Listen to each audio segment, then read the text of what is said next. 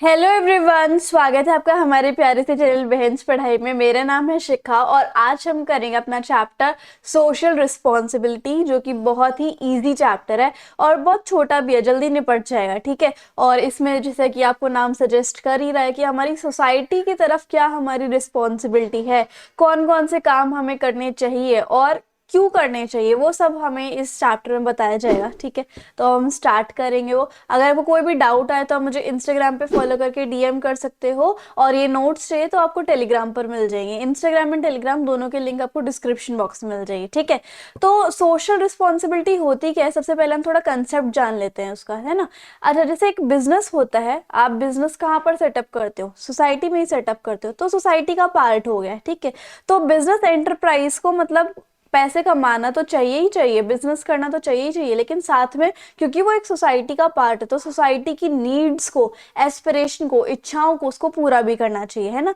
तो social responsibility का क्या मतलब होता है कि हमें वॉलेंट्री या फिर एफर्ट्स करते रहने चाहिए, वो भी रेगुलर बेसिस पर, as a part of businessman. कि अगर मैं एक बिजनेसमैन हूँ तो मुझे कुछ ना कुछ ऐसे काम करते रहना चाहिए जिससे कि मैं सोसाइटी की के लिए कंट्रीब्यूट करूँ, है ना। अच्छा, बिजनेसमैन जो है वो सोसाइटी के रिसोर्सेज को यूज करता है, तभी वो अपना प्रोडक्ट बनाता है ना। तो और उसका सामान खरीदते भी कौन है? सोसाइटी के लोग ही खरीदते हैं, मतलब वो सोसाइटी के ही रिसोर्स यूज कर रहा है, सोसाइटी के ही लोग उसको पैसा दे रहे हैं, उसका प्रोडक्ट खरीद रहे हैं, तो उसको भी थोड़ा बहुत कुछ सोसाइटी के लिए करना चाहिए। ठीक है। अब हम बात करेंगे arguments in the favour of social responsibility. Social responsibility के लिए कौन कौन से आर्ग्यूमेंट्स किए गए हैं, वो भी इसके फेवर में। अब यहाँ पर देखो, justification for existence and growth. Business की वजह से, business is the creation of society, मतलब बिजनेस जो है सोसाइटी की वजह से ही क्रिएट हो पाता है, तो इसलिए उसको भी सोसाइटी की डिमांड्स को फुलफिल करना चाहिए। अगर उसे सोसाइटी में हमेशा के लिए सर्वाइव करते रहना है, ग्रो करते रहना है लॉन्ग टाइम के लिए, तो उसे सोसाइटी को कंट्रीब्यूट करना चाहिए। Long term interest of the firm, अब फर्म जो है उसको अपनी इमेज सुधारनी चाहिए, गुडविल बनानी चाहिए, ताकि वो लॉन्ग रन में टिका रहे। आजकल की कंपनीज जो होती हैं, मतलब कुछ को छोड़ के कुछ ही साल टिक पाती हैं, 2 साल 3 साल, क्योंकि वो अच्छे से अपनी गुडविल नहीं बना पाती, है ना। तो अगर वो अच्छे से गुडविल बना लेंगे तो सोसाइटी में बहुत अच्छे से रह पाएंगे लॉन्ग टर्म के लिए। ठीक है। इफ इट इंडल्ज, अगर वो बुरी प्रैक्टिसेस में जाता है, कोई भी पर्टिकुलर बिजनेस कि वो कुछ मिलावट कर रहा है, कुछ ब्लैक मार्केटिंग कर रहा है, तो फिर वो लंबे टाइम तक नहीं टिक सकता, लोगों का भरोसा नहीं जीत सकता। अवॉइडेंस ऑफ गवर्नमेंट रेगुलेशन, अगर बिजनेस सोशल रिस्पॉन्सिबिलिटी करता है, लोगों की हेल्प करता है, मदद करता है, तो गवर्नमेंट भी उस बिजनेस में ज़्यादा इंटरफेरेंस वगैरह नहीं करती कि ये टैक्स दो, वो टैक्स दो, ऐसे करो वैसे करो, इस तरीके से। Availability of resources with a business, business जो है उसके पास फाइनेंस है, ह्यूमन रिसोर्स है। ह्यूमन रिसोर्स कौन से होते हैं? जो एम्प्लॉयज उसके अंदर काम करते हैं, और उसके पास फाइनेंस भी है, तभी तो बिजनेस चल रहा है। तो उन दोनों की वजह से वो सोसाइटी के प्रॉब्लम्स को सॉल्व कर सकता है। Next is better environment for doing business. अब ये बिजनेस एंटरप्राइज की सोशल रिस्पॉन्सिबिलिटी है कि वो बहुत अच्छा क्वालिटी ऑफ लाइफ लोगों को दे, living of standard of living लोगों का बढ़ाए, है ना। सो बिजनेस जो है वो बहुत अच्छे से कम्युनिटी बना पाएगा और उसका बिजनेस भी बहुत अच्छा चलेगा। कुल मिला के ये बिजनेस की सोशल रिस्पॉन्सिबिलिटी है कि वो लोगों के लिए बहुत कुछ करे, उनका स्टैंडर्ड ऑफ लिविंग बढ़ाए, इस तरीके से।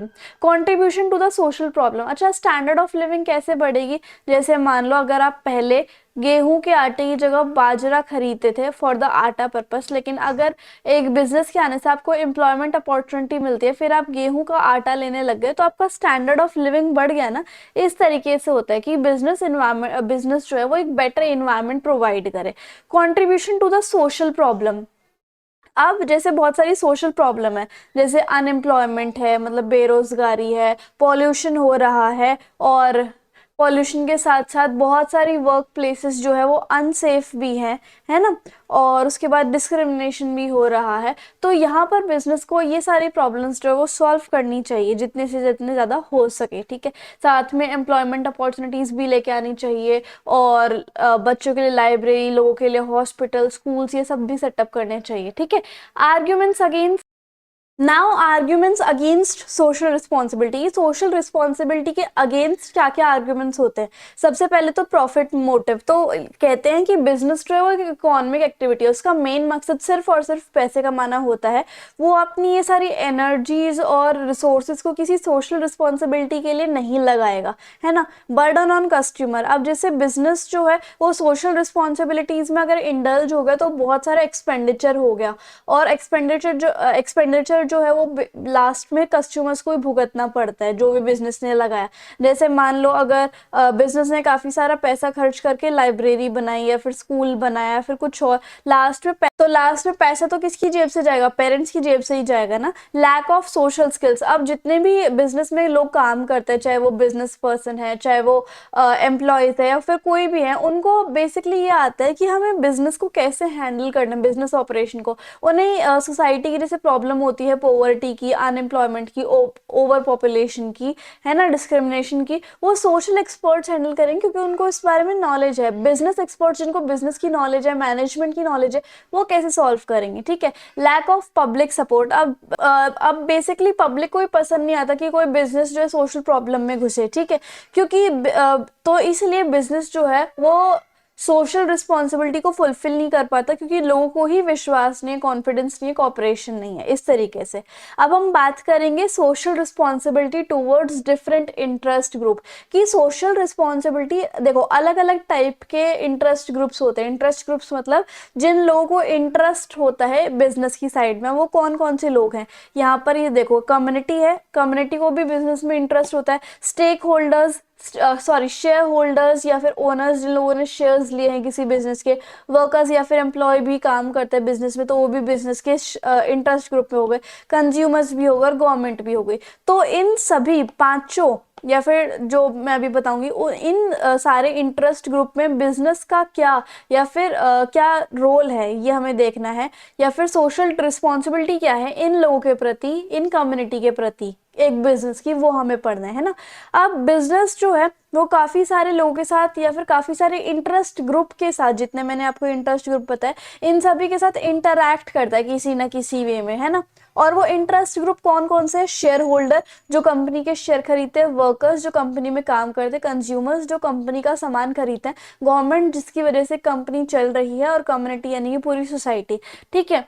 तो बिजनेस जो है इन सभी के साथ इंटरैक्ट करता है, और इसलिए बिजनेस की कुछ सोशल रिस्पॉन्सिबिलिटी है इनकी तरफ। अब जैसे शेयर होल्डर्स के प्रति क्या रिस्पॉन्सिबिलिटी है बिजनेस की, खुद से ही बता दो कि शेयर होल्डर्स को अच्छे से, मतलब उनकी इन्वेस्टमेंट की सिक्योरिटी हो, उनको डिविडेंड मिले ही मिले, और उनको मैनेजमेंट में भी पार्टिसिपेट करवाए इस तरीके से, ठीक है। और अपनी कंपनी की थोड़ी फाइनेंशियल पोजीशन अच्छी करे, और अपने बिजनेस की जो एसेट्स हैं उनको बचा के रखे, और फेयर और रेगुलर रिटर्न मिलना चाहिए शेयर होल्डर्स की इन्वेस्टमेंट पे, और उनकी इन्वेस्टमेंट की सेफ्टी रहे, और जितने भी इन्वेस्टर्स आ रहे हैं कंपनी में इन्वेस्ट करने के लिए, उन सभी का इंटरेस्ट जो है वो प्रोटेक्ट होके रहे।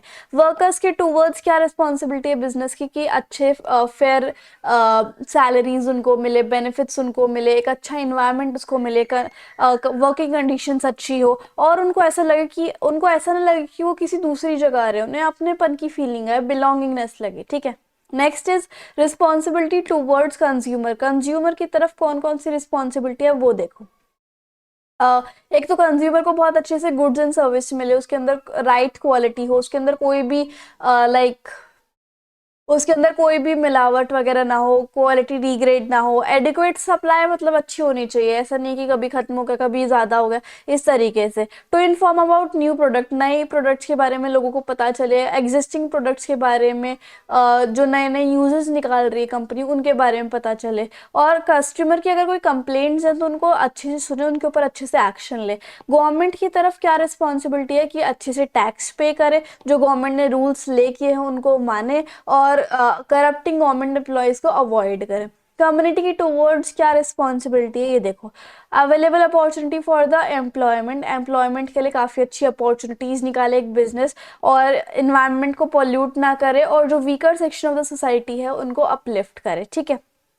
अब देखो, बिजनेस एंड इन्वायरमेंटल पोल्यूशन। अब इन्वायरमेंट क्या होता है, जो भी हमारे यहाँ आसपास है, मैं एक चेयर पे हूँ, मेरे पीछे एक सोफा है, ये दीवार लगी हुई है, बाहर नेचुरल इन्वायरमेंट है, तो ये सब हमारा एक इन्वायरमेंट, मतलब जो भी हमारे सराउंडिंग्स में है, that is called as environment, चाहे वो नेचुरल है या फिर मैन मेड है। नेचुरल जैसे कि आपका हवा पानी, हवा पानी ज़मीन, और मैन मेड क्या हो गया, cultural heritage, socio economic institution, जैसे बिल्डिंग वगैरह, लोग, ये सब मैन मेड है, ठीक है। अच्छा, इन्वायरमेंटल पॉल्यूशन क्या होता है, जैसे बिजनेस से, बेसिकली हाँ, बिजनेस से या फिर किसी और चीज़ से हमारे इन्वायरमेंट को गंदा किया जा रहा है, हार्मफुल सब्सटेंस डाले जा रहे हैं इन्वायरमेंट में।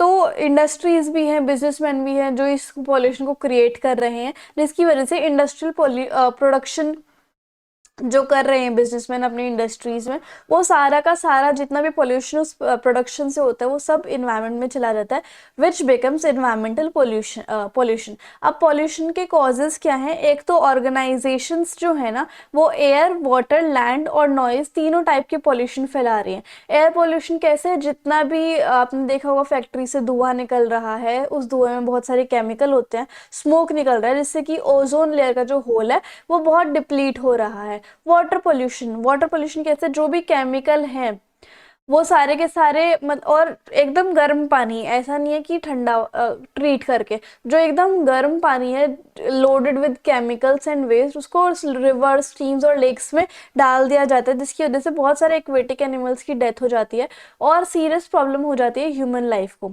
लैंड पोल्यूशन देखो, अब जितना भी गार्बेज होता है वो डंप कर देते हैं लैंड पे, और उसके अंदर जितना भी टॉक्सिक वेस्ट होता है उसकी वजह से हमारी जो सॉइल होती है वो खराब हो जाती है और फिर वहाँ पे एग्रीकल्चर नहीं।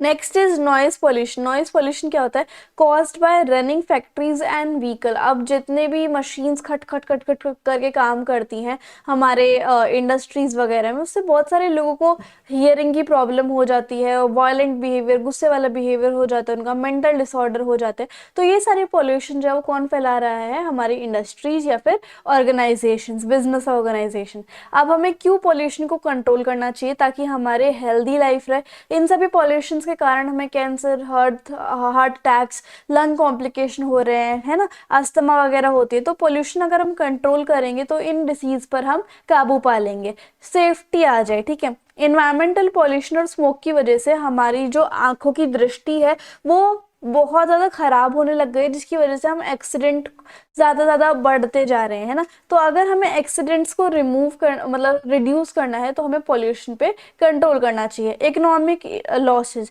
अब जैसे इन्वायरमेंट में पॉल्यूटेंट ज़्यादा बढ़ जाते हैं, जिसकी वजह से कंट्री को बहुत ज़्यादा इकोनॉमिक लॉसेज फेस होते हैं। वैसे ताजमहल जो है वो पीला होने लग रहा है बिकॉज ऑफ पॉल्यूशन, तो उसकी वजह से टूरिस्ट कम हो जाएंगे, टूरिस्ट कम होंगे तो हमारे देश में फॉरेन एक्सचेंज कम आएगा।